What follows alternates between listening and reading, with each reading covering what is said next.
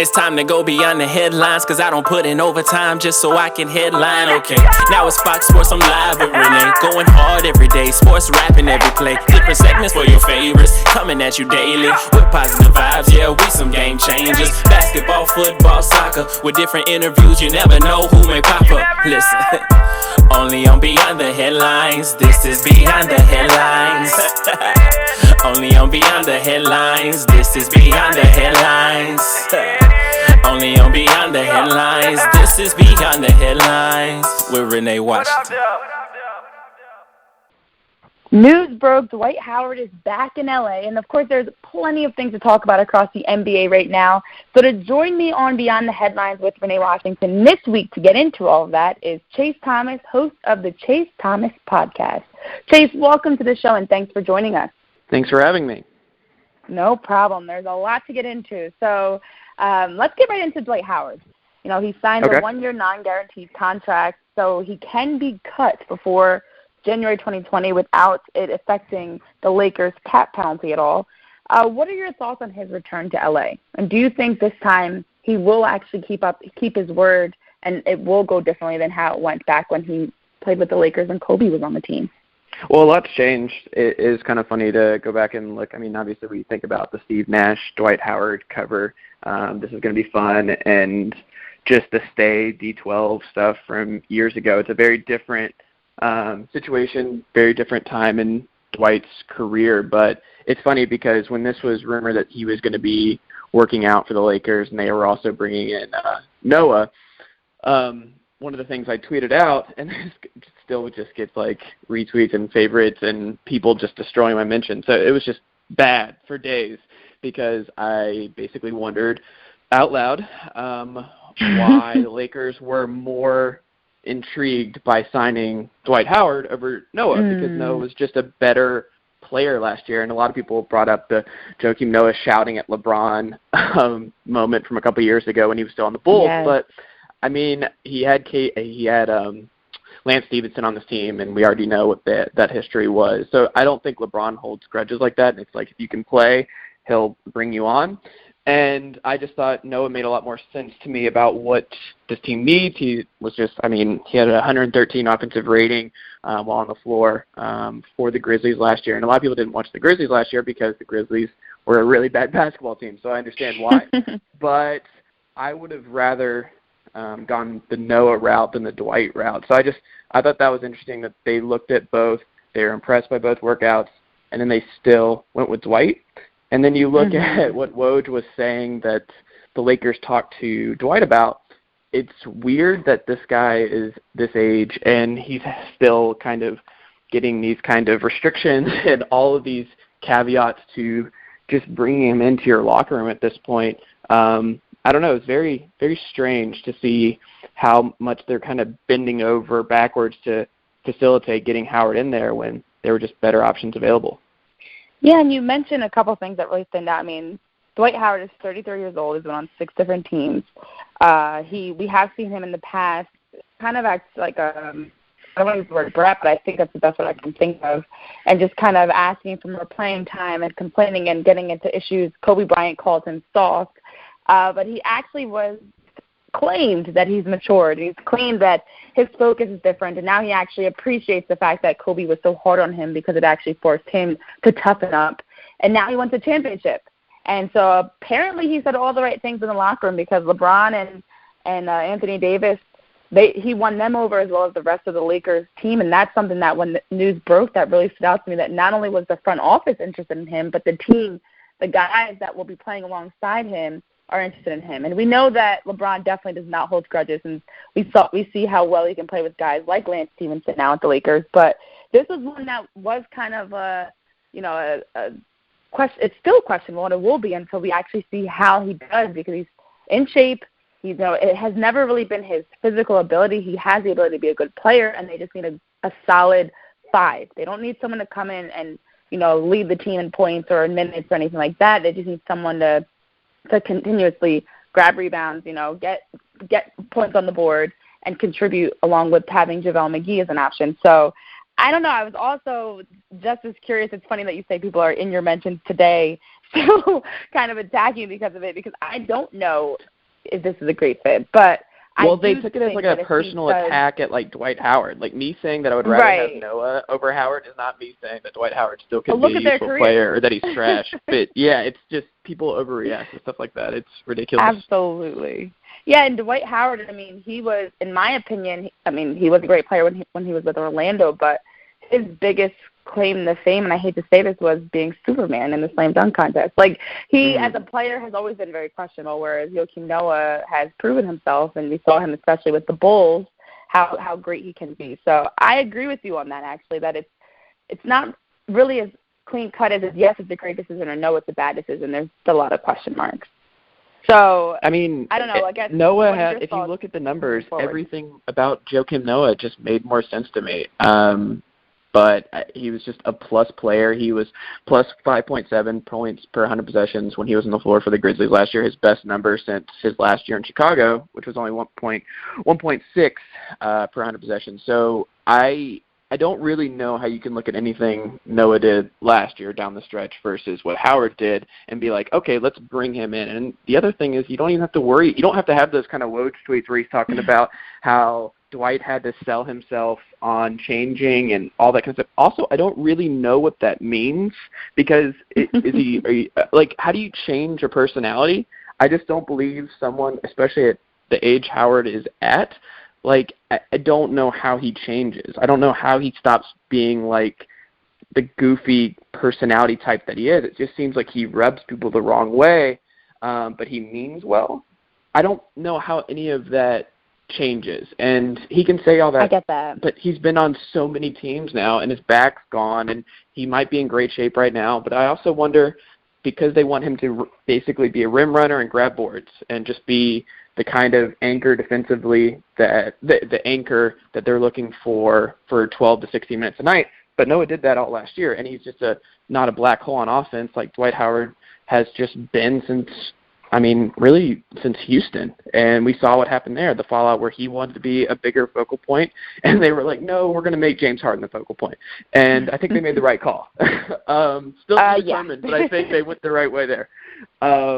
Teams just get better, and they're okay moving on from Dwight. They're happy. Like Dennis Schroeder, I remember, I think it was last year, said that Dwight only really played hard 4 games that year with Dwight in Atlanta. And I just don't think guys can change all that much, especially personality-wise, the older they get. This is just who he is, and I don't think he's going to be someone who's fine rim running. I think he's going to be a Hall of Famer, and I think it's hard for guys like that to be like, nope, I'm not going to do that anymore. I don't believe that I can still post up and do stuff. Like, not every professional athlete can be like Vince Carter and just reinvent their game as they get older. I don't know. That's a good comparison.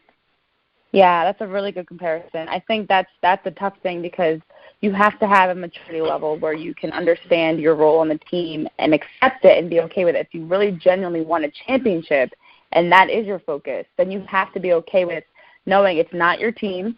You know, you're brought on. The Lakers do have depth, I will say, and especially in that position he's now being brought on with. They do. I'm a Lakers fan because I'm a LeBron fan, so don't go there. I don't think they have depth. I mean, Quinn Cook might be playing crunch time. You look at here's the thing, injuries aside, because we can never overlook the fact that somebody might get injured throughout the season. Nobody's going to play the entire season healthy. You look at the players they have. They do have scorers like Danny Green who can knock down a shot. You have Lance Stevenson, who defensively and also offensively can contribute. Janelle McGee steps into that 5 spot. Anthony Davis can play there, even though he does not want to play there. And, of course, I think that LeBron, much like Kobe, is someone that guys struggle to play with because he is focused. You know, Kobe's issue with Dwight Howard was the fact that Kobe is a serious player. He's there to handle business, and Dwight Howard's a little more goofy. So I do think that it could be a good fit if Dwight Howard accepts his role and kind of, you know, goes into this situation differently in the sense that, okay, LeBron's going to be all business, the Lakers are going to be all business, and I have to know that I'm not going to play maybe the minutes I want, but we can compete for a championship. Whether you think so or not, Chase, the Lakers can compete. I don't think so. I also just look at the names that they're going to get minutes. I mean, Troy Daniels is this year 17, and he's finally going to play. Like Jared Dudley, JaVale McGee, Avery Bradley, you're killing me. Alex Caruso. Like, it's just I don't believe in this group, and I think it's a weird combination of guys. And it's just, how many games do you think you're getting out of LeBron and Anthony Davis this year? Like, they're both missing 20 plus guaranteed. I don't know how they survive in those games where they miss. Like, what is that rotation like? Is Jared Dudley going to start? I think there's when he's out. Like, I don't know. There's a lot of questions. I'm not a believer. I'm just going to go ahead and tell you. I am a much bigger believer in the Clippers. I need to end this interview now. I will say I've had this conversation with a number of people because of this exact reason. I mean, you look at the Clippers with Kawhi and Paul George leading the way, and they still do have a team that last year we saw was able to be the only team that beat the Warriors when the Warriors were at full strength without those two. So now you bring them into the mix. They're definitely a championship contender, hands down. The Warriors favorite. without KD, they're without a doubt the favorite. There are still a number of teams. Of course, the Rockets can't be overlooked. Now bringing in Russ with James Harden. Still don't know how that combination is going to work well, but I think probably not as good as Chris Paul. Probably not. But I do think they can put aside their differences maybe for the sake of the team to at least be a top team in the league, if not a championship contender. It could either go very well or it could be similar to what we heard rumored between Chris Paul and James Harden. Now, the Lakers, I still do think with players like Kyle Kuzma, you have experienced veteran leadership in Rondo and Danny Green. You do have a team of guys that have either gone far in the playoffs, have competed, won championships. So although they're not the healthy, 28-year-olds as you may see across other teams, I do feel like they still have the talent. And then you have LeBron as a leader, whether he's playing or not playing, to be able to help them kind of get over that hump. Once they get into the playoffs, at that point, anything can happen. But it's going to be tough. I definitely do not think the West is loaded, and I believe in depth, and I believe in having the biggest difference between why Kawhi was able to really make it through with Toronto last year was, just the kind of depth they had in Pascal and Fred VanVleet and Danny Green and Kyle Lowry and just up and down the list. They had guys that they could throw and help him out when he's struggling because it's just a long season. It's a lot of games. LeBron is already at an insane level of mileage. Anthony Davis is going to have to carry a huge burden in the regular season, so we'll have to see what he looks like in the playoffs. But I don't trust this team. I don't trust the depth. I don't trust their organizational structure. I don't understand the layout.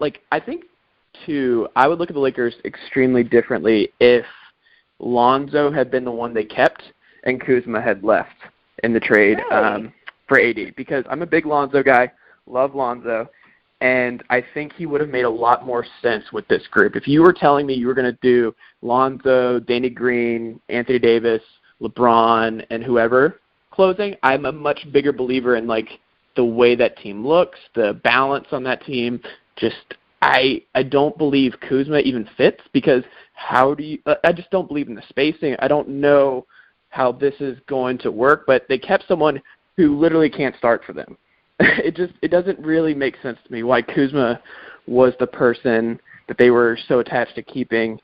I would have done everything I could to, if you're going to give up all those picks anyway, keep Lonzo, keep that backcourt depth.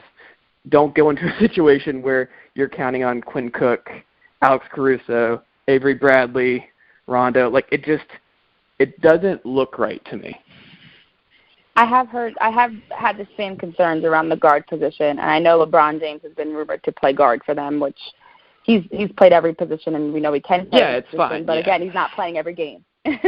So I could definitely see that, but I feel like the Lakers and of course there's still the huge question mark in the front office, which always can play a factor in all of this. But I do think they're going more with that, forward, small forward, power forward, dominance of just having a bunch of guys on the court that are all forwards, that can handle the ball, that can shoot, that can get to the basket, and maybe just kind of changing the landscape of the team to be more That's a terrible strategy, right? That's not how the NBA is going.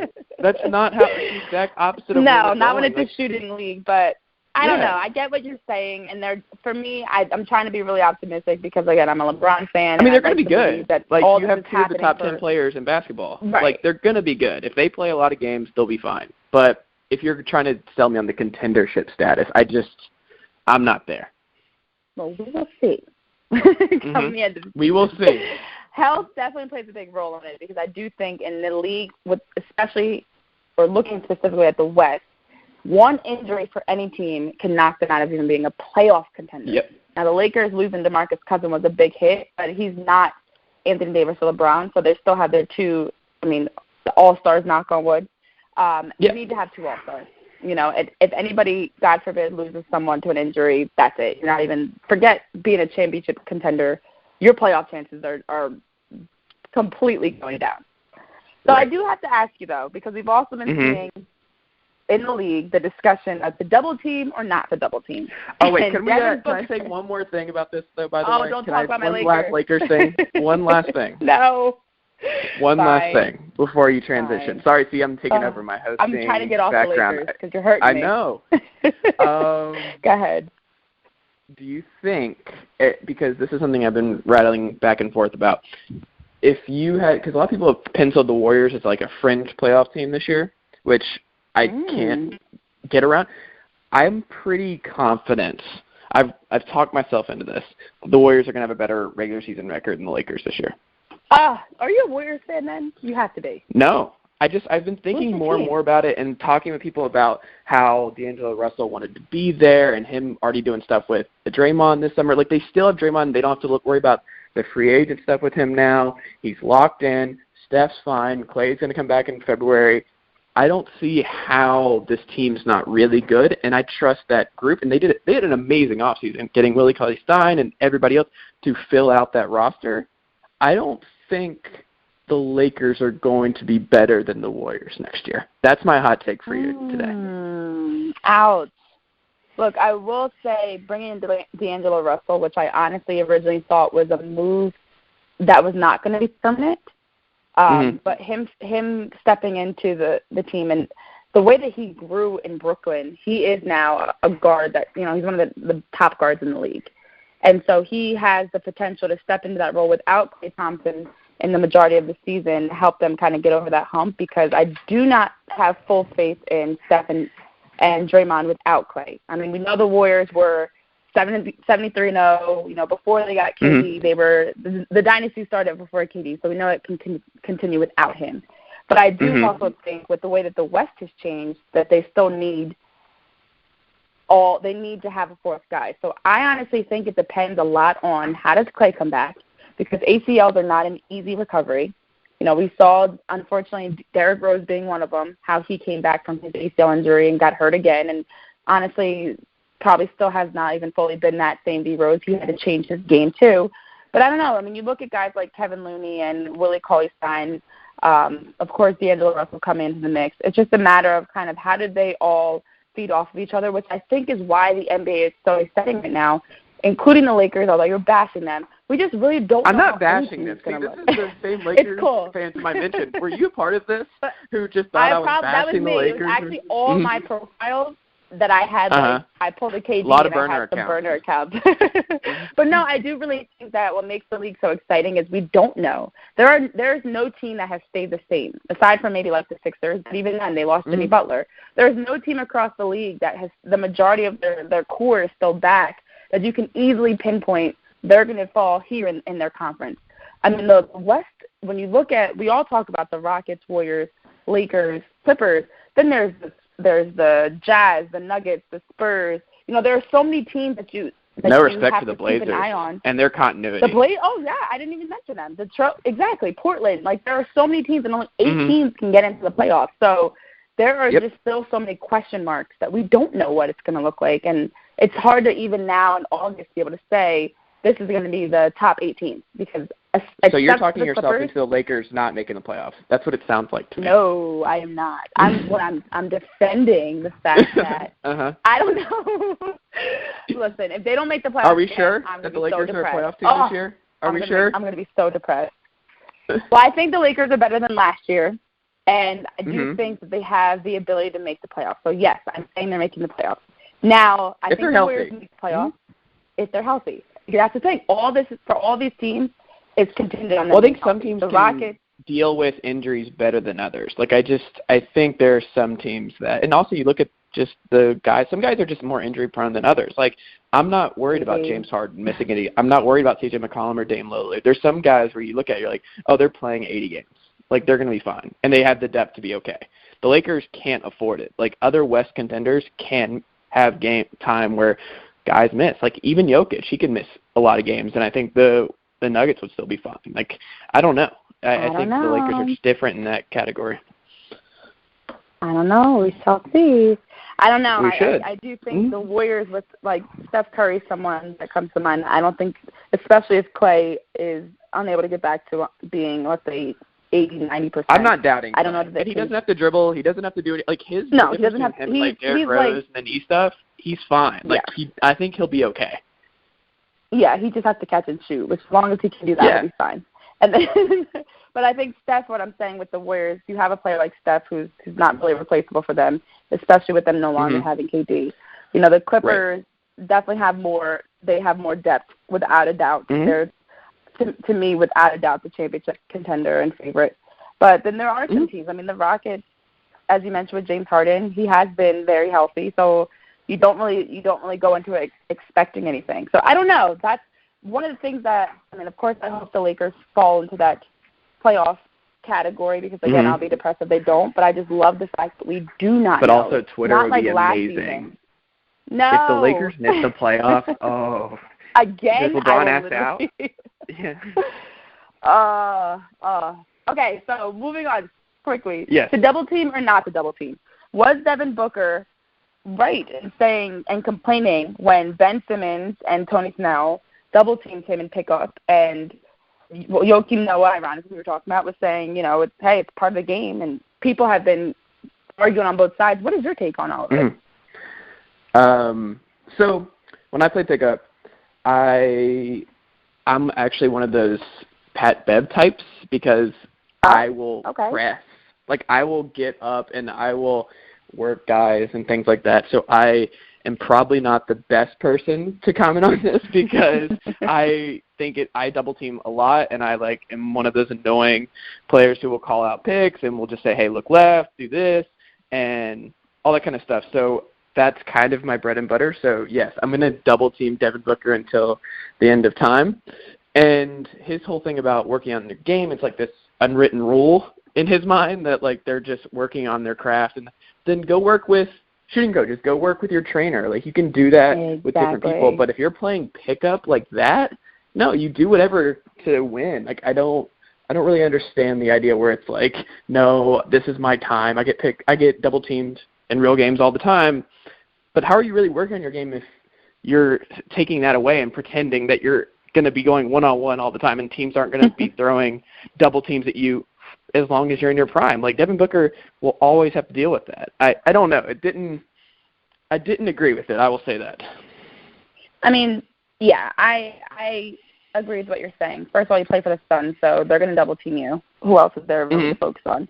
But I love the fact that we saw so many different people weighing in. Trae Young agreed with him in saying that you're trying to work on things. We saw Gilbert Arenas who was saying, you know, he should accept a double team if he ever wants to be a superstar in the league. You've got to expect to be double teamed, whether it's pickup or a game. You can't be double teamed in the NBA and not be double teamed. Can you imagine Kobe complaining about that? Right, exactly. Yeah. If LeBron Michael Jordan, the whole world would literally just crap all over him because they call him soft and everything. But but KD's take was actually really interesting to me because he was saying, on the flip side, guard up. Whoever's defending Devin Booker is pick up. You should not have to double team and pick up. Work on your craft defensively, and now in pickup try to be better at a one-on-one defending. And I was like, oh, that's interesting because everyone's arguing the offensive side, but what about Ben Simmons and Tony Snell and whoever else is double teaming on defense? That's interesting. Do you agree with Kevin Durant in saying that you pick up if you're on defense, especially for NBA players? You know, these aren't guys like whoever. I mean, you might be playing pickup with NBA players, Chase. I don't know, but I'm not usually, no. But for guys that are just playing pickup, it's one thing. But if you're NBA players playing pickup in the summer, should you just be working on your defense and not double teaming and getting beat maybe? I don't think so. I don't think it – also, it doesn't matter. Do whatever you want to do. Like, my whole thing, I guess, goes back to, like, if you want to practice double teams and you want to do that, go do that. But if you're like, hey, you want to wave people off and you're like, let me just work on this, let me do this, go do that. Whatever you're comfortable with, whatever you think is going to make you better. But, like, making it seem as though this is how it has to be done in pickup is just silly to me.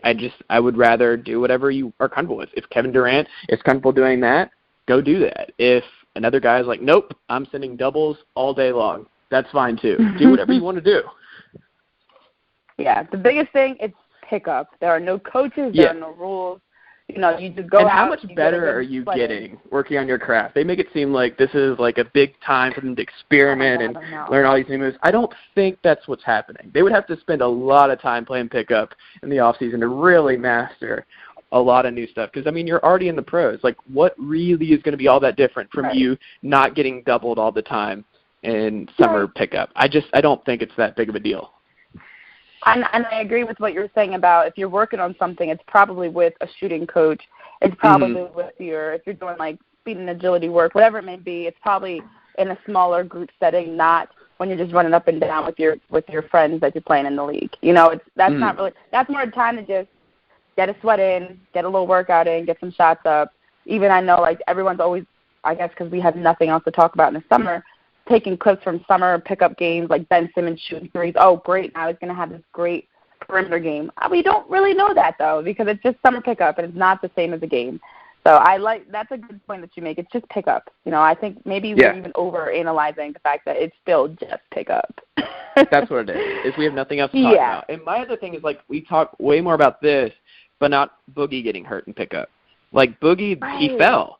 And that's a more interesting thing to me is, like, how much should guys be playing? How much can you legislate? How much basketball, because the season's long and these guys have to stay in shape and stuff like that. But at the same time, it's dangerous. And if I'm a team, I'm always worried about these summer workouts and pickup games and everything else. Like, that's a more interesting thing of, like, your bodies already go through so much during the course of an NBA season, spending hours playing pickup on a random Tuesday with a bunch of non-NBA players. I don't know. Is that a good thing? Yeah, that's a whole other conversation we can get into. And shout out to DeMarcus Cousins for getting married this past weekend. At least there's something positive going on in his life. He did. He married his longtime girlfriend. So Boogie got a ring. Okay, there you go. So, there you go. There's a positive. But I do like the next question that we could possibly get into for another episode is how much should we even – I mean, you want to play to stay in shape, but maybe your off-season workout should be more non-contact fitness. I mean, minimize how much you play in the off-season with the season being, 86 regular season games plus whatever you're playing in the postseason. So, Chase, thank you so much. I wish we could talk longer. But this is great. Thank you for having me. I appreciate it. Joining me on the show. Of course. Where can people follow you on social media if they want to, attach? Well, if you're not a Lakers fan, you can come on my Twitter account and comment and retweet my stuff and all that great stuff at Chase_Thomas. Go to ChaseThomasPodcast.com for all my episodes, all of what I'm writing. So that's all there. But, yeah, thank you so much for the time. I appreciate it.